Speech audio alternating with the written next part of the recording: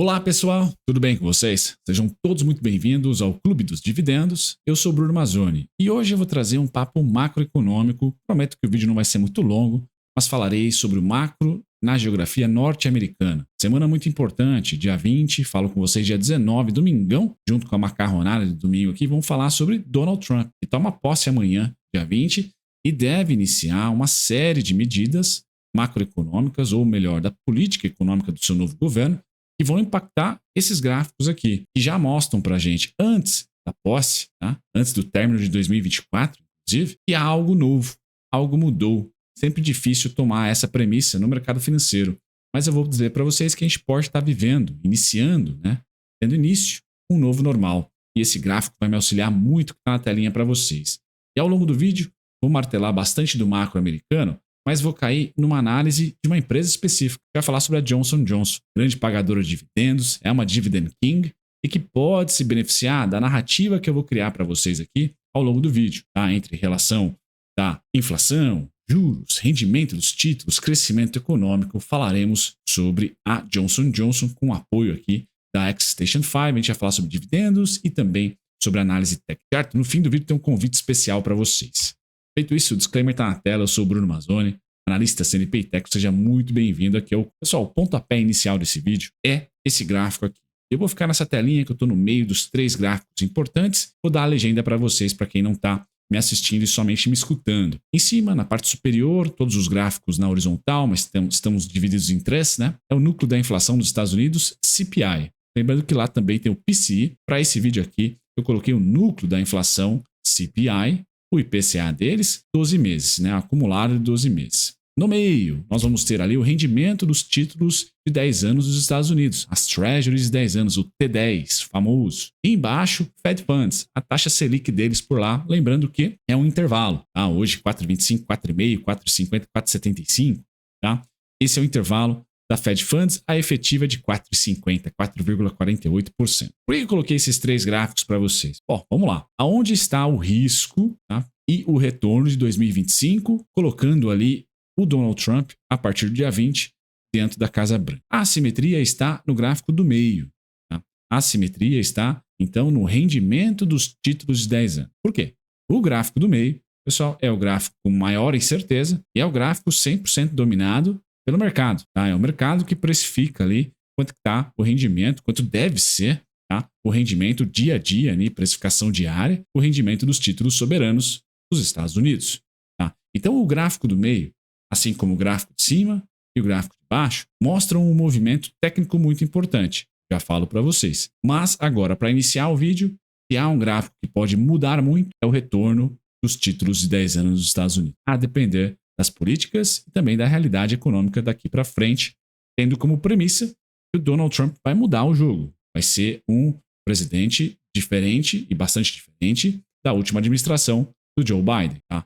Bom, vamos lá. Falando sobre termos técnicos aqui para vocês, quem tem afinidade com o gráfico. Esse contexto, pessoal, os 3 gráficos, nós vamos viajar de 1970 até 2025, janeiro de 2025, falo com vocês. O que mudou? Qual que é o novo normal? É que a tendência dos 3 gráficos, tá?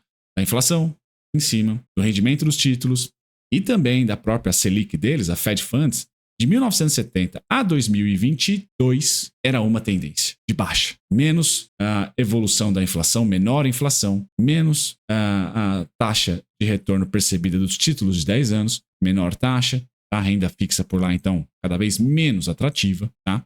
E depois, por fim, também menor a taxa de juros, porém a taxa de 2010 a 2016, aproximadamente, a taxa de juros ficou ali próxima de 0 e não mudou. Nós não tivemos volatilidade na taxa de juros, tá? Tampouco tivemos volatilidade na inflação, tá? Onde nós tivemos volatilidade, aí sim, nos últimos 10, 15 anos, tá? São os títulos, são os rendimentos dos títulos de 10 anos. Esses foram os mais voláteis, tá? A inflação, pessoal, os títulos, os rendimentos dos títulos e também a Fed Funds, agora sim, graficamente, mostraram em 2022 para 2023 uma mudança que para grafista é estrutural. Tá? Um pivô de alta, um topo anterior foi rompido. Vou dar zoom para vocês. Tá? Então, o CPI, o núcleo do CPI norte-americano, o núcleo do IPCA deles nos últimos 12 meses, ali em 2023, tá? 2022 para 2023, me perdoem, tá? ele quebrou máximas anteriores, pré-pandemia, tá? E fez aqui uma nova máxima, uma tendência de alta. A tendência de alta, pessoal, não existia para o núcleo da inflação anualizada dos Estados Unidos desde 1980, não de 70. Nós tivemos aqui entre 70 e 80, Paul Volcker, tá? Um aumento, né? Uma alta acima da anterior no CPI deles. Mas desde então, desde 80, então, a tendência foi majoritariamente de baixa. Na década de 2010 a 2020, nós tivemos uma tendência lateral, certo? E aí o pós-pandemia, paro aqui. Acha você que pós-2020 nós iniciamos, se mais precisamente, pós-2022-23, nós iniciamos um período de alta da inflação, estilo 1970, 1980, tá? Ou se não estilo, algo próximo, mas deixamos de ter a inflação estável ou em queda, tá?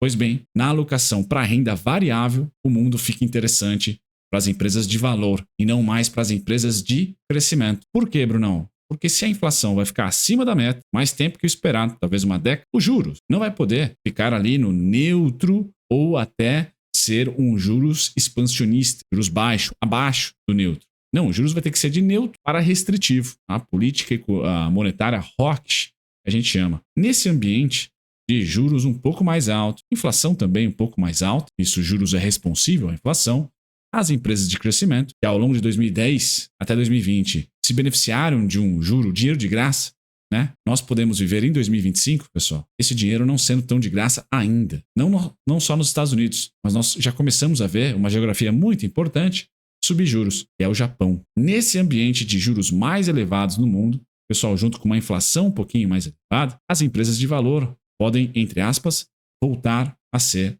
as empresas mais queridinhas e as com melhor performance. Quem tem esse cenário, que é um novo normal que nós estamos vivendo, no CPI mostrado, pós-pandemia, tem um evento não recorrente ali, pessoal. Por isso que não é uma certeza, apesar do movimento técnico estar sendo de alta para a inflação, juros e Fed Funds, temos ali um cataclisma em 2020, certo? Mas a gente vê graficamente tanto o CPI quanto o T10, tá? Os rendimentos dos juros, quanto o Fed Funds, aqui embaixo, fazendo novas máximas, invertendo uma tendência que nós podemos colocar de 1980 a 2020 como de baixa, 1980 a 2010 de baixa, 2010 a 2020 lateralização, 2022 a 2000 não sabemos, estamos em alta. Bom, tá? Mas ainda as tecnológicas são as que mais retornam para o acionista. Sim, ainda. Mas não sabemos a próxima década ou os próximos 3 a 5 anos. Eu quero introduzir para vocês que podemos estar vivendo um período de inflação um pouquinho mais alto e juros um pouquinho mais alto. Com isso, as startups, as empresas de tecnologia, as empresas que não fazem caixa, as empresas que se financiam com capital ali praticamente de 3 meses ou até mensal, vão sofrer um pouquinho mais contra empresas que sentam em caixa, que geram caixa, que estão na economia, na velha economia, vamos assim dizer, beleza? E aí é gancho para Johnson & Johnson. Então esses 3 gráficos aqui suscitam pelo menos uma reflexão, pessoal, para os próximos anos. E aí, a depender das políticas do Trump, por exemplo, nós podemos potencializar. Agora, sem um evento cataclisma, como foi a pandemia, nós podemos ter um mundo mais tarifário, de menor livre mercado, mais inflação, as deportações em massa, as tarifas, como que o mundo vai responder às tarifas do Trump, se é que ele vai ter tarifa. Então, a assimetria maior está aqui no rendimento dos juros americanos, pessoal, que está subindo, mesmo com o Fed Funds não tendo premissa de subir, e a inflação voltando a uma estabilidade de 2010 a 2020. Acha você que o Trump vai ser moderado, que a inflação vai voltar a 2010, 2020 e os juros vão poder ser mais cortados e chegarem do neutro para, de repente, um juros que vai estimulativo a economia? Pessoal, tudo isso que eu falei até esse momento é bacana, é um papo macro, é curioso, mas não vai ser tão interessante para você em termos de alocação de recursos. Você ainda vai ganhar mais dinheiro na Nasdaq do que no Dow Jones, por exemplo. Nas empresas que fazem buybacks, nas empresas que, de repente, são de crescimento, growth, do que nas empresas de valor. Certo? Feito isso, a gente passa para um próximo conteúdo rapidinho, mostrando aqui agora somente os rendimentos dos títulos de 10 anos dos Estados Unidos, de 1980 para frente, né? Então, a tendência de baixa até que 2022 rompemos a máxima de 2018. E aí, tecnicamente, estamos em uma tendência agora de altos rendimentos. Acha você que estabiliza, lateraliza? Opa, cenário de juros neutro, empresas de valor vale a pena, mais do que a última década. Agora, se você acha que continua a subir, talvez vire o jogo. Tá? As empresas de valor, de fato, vão ser mais interessantes como retorno para o acionista do que empresas de crescimento. Acha você que não? Vamos voltar para 2010 a 2020. Juros baixos, inflação anêmica e crescimento assim não importando, porque o dinheiro está de graça. Aí as empresas de crescimento, com certeza, vão render muito mais do que renda fixa e do que as empresas de valor. Certo? Feito isso, pessoal, a gente muda aqui um pouco a ótica para a Johnson & Johnson. Gigantesca companhia, todos conhecem aí boa parte das marcas, como o Tylenol, tem ali o Band-Aid, a própria Johnson & Johnson, Neutrogena, Listerine, né? Tem ali tentáculos na América do Norte, na América Latina, Europa em geral, Ásia, Pacífico. Tá? Uma empresa de consumo, uma empresa que inova, uma empresa também de tecnologia e de patentes, principalmente na parte farmacêutica, tá? E de medicina, tá? Que eu dou o highlight para vocês aqui. Tem diversos desmembrar da parte de medicina, e a principal fonte de receita hoje, né, que é a medicina de inovação, ali com as suas patentes e os seus produtos, tá, com patentes, além do que eles chamam aqui de MedTech, né, que também tem resultados interessantes e está de olho ali no setor de saúde, com marcas próprias, com desenvolvimento próprio, com patente. Tá? Então, tecnologia e consumo, ela junta os dois, capilaridade global, me parece uma baita de uma empresa de valor. Uma empresa que tem uma alavancagem de 0,6, tá? Uma margem que 2023 teve não recorrente, mas que normalmente de 15% a 20%, ou melhor, né? 17%, 18% a 25%. Então, margem líquida de 2 dígitos com vantagem, né? Mais próximo do 20% do que dos 10%. Fluxo de caixa ajustado livre, totalmente positivo. Uma baita empresa, pessoal, que a gente navega na Xstation para falar um pouquinho sobre os dividendos. Tá? Xstation aqui, já coloquei ela no meu gráfico, ela está na parte superior esquerda. Tá? Eu vou invadir parte dos gráficos aqui em cima e vou invadir o izinho. Tá? O izinho vai me dar os dividendos, também o valuation da Johnson & Johnson. Então, olhando aqui para os dividendos na Xstation 2024, pessoal, assim como 2023, um dividendo por trimestre e um dividendo acima de $1 por trimestre. Será que vale a pena? Né? Olhando para o retorno, estou falando aí de um dividendo que começou o ano de 2024 em $1,20, tá? E está terminando em $1,24. Lembrando que já não há aquela receita gigantesca com as vacinas, pandemia. Agora não, é Johnson & Johnson mesmo. Tá? Ano passado teve um não recorrente, tá? Que bombou a receita, agora não. Agora a gente está vendo a Johnson & Johnson de novo estável, indo muito bem, obrigado, tá? E com um rendimento em dividendos de 3,34% em dólar. Um ROIC de 13%, um ROI de 20%, tá? Alavancagem muito próximo de zero, como eu mostrei para vocês. Tá? Então sim, é uma companhia que você vai pagar caro, né? Assim, tem um valor acima do contexto aqui do PVP de 5 vezes, né? Não é baratinho ali, tá certo? Mas é uma companhia que entrega muito valor e é qualitativamente insubstituível hoje no mundo. Estamos falando da Johnson & Johnson, famosíssimo. Antes de chegarmos aqui na análise técnica também utilizando a Xstation, pessoal, eu quero colocar para vocês um pouquinho de sazonalidade. Chama muito a atenção o que 2024 representou para a Johnson & Johnson. Quando nós olhamos aqui de 2015 para frente, Trump 1 para frente, tá? Nós tivemos o pior ano, sendo 2023 e 2024. Então fazem 2 anos que a Johnson & Johnson cede.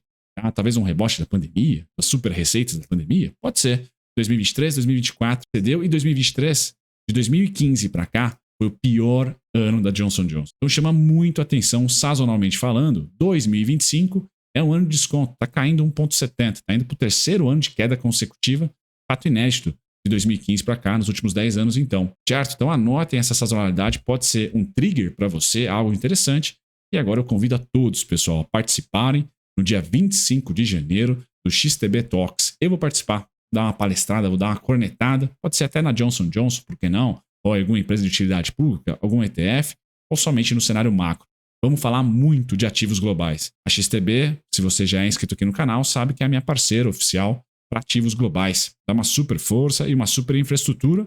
Uma delas é a Xstation, que é essa plataforma maravilhosa aqui de valuation e também análise técnica num lugar só. Gosto bastante.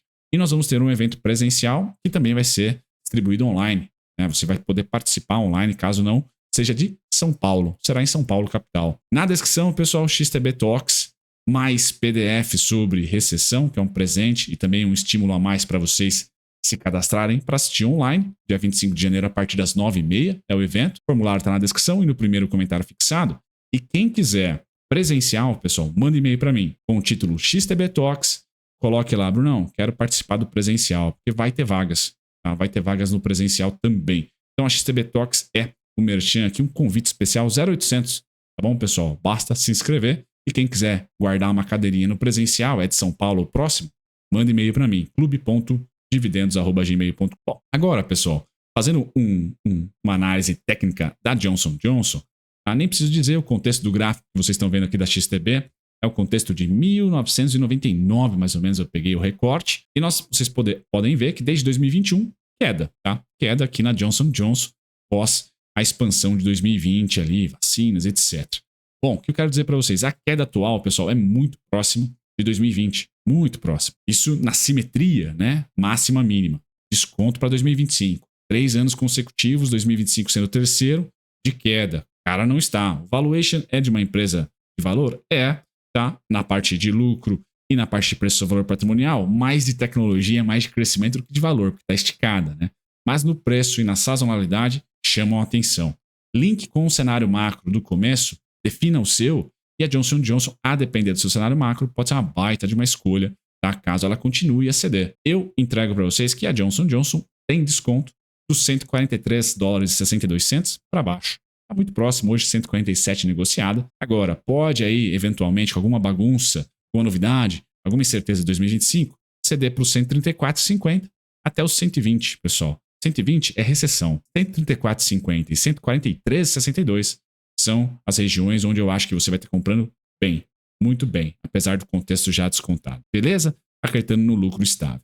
Preço teto, $156,40.